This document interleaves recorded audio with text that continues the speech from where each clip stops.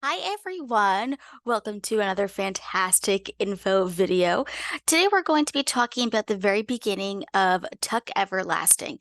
And the first section of the reading is the prologue through chapter 9. I just want to kind of give you a little heads up about what you're going to be reading this week.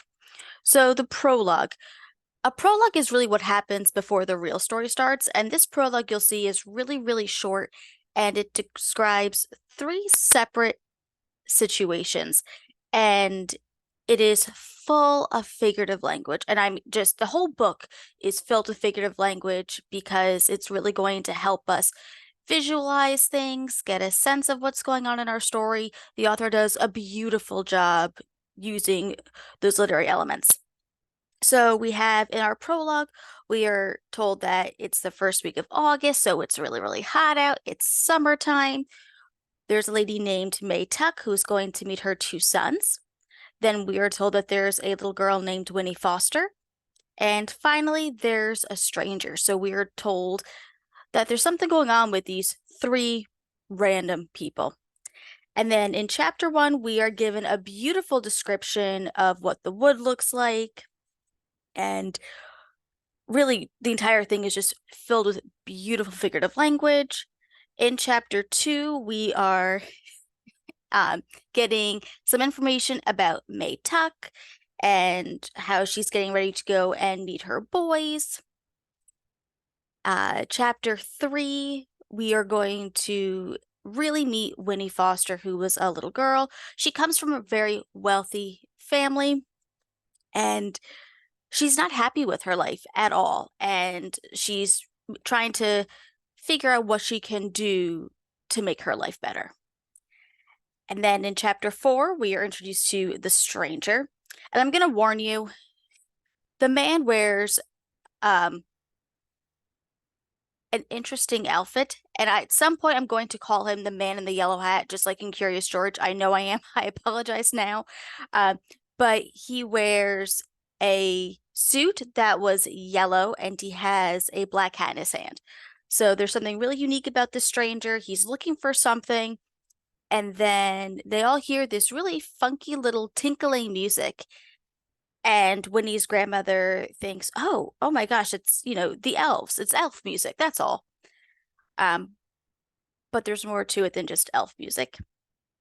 In chapter 5, Winnie wakes up and decides today's the day she's going to change her life, and she decides to run away. She wants more adventure in her life. She doesn't want to be caged in her home. And so she goes out into the wood. She's walking through it. It's her family's property.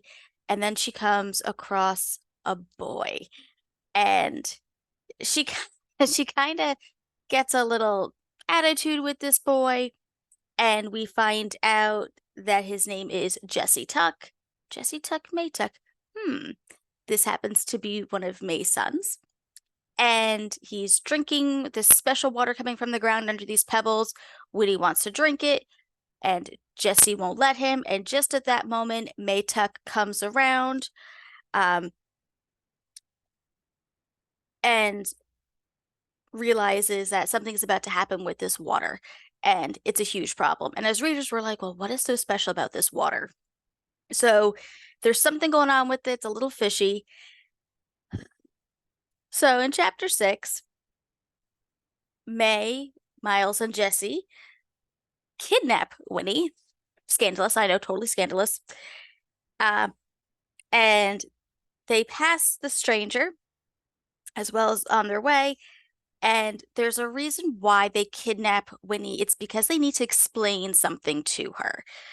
And we are given explanations as to what that story is, and it's definitely connected to the water, and I don't want to give anything away. So we'll talk more about that when I see you guys. And it goes on like that for the next couple of chapters. And then in chapter 9, they finally arrive at the Tuck home, and Mr. Tuck comes out and he sees Winnie Foster, and he's like, oh my gosh, like he knows something's going on with their secret. Here we go. So the first chunk of our reading, they are very short little chapters, which I really like. but they are filled with figurative language and there's quite a bit of vocabulary in there. So make sure, even though they are short chapters, you take your time with the reading. Really appreciate the writing style of this one because it's just beautiful descriptions and figurative language, uh, just chock full of really good stuff. So I will see you in class.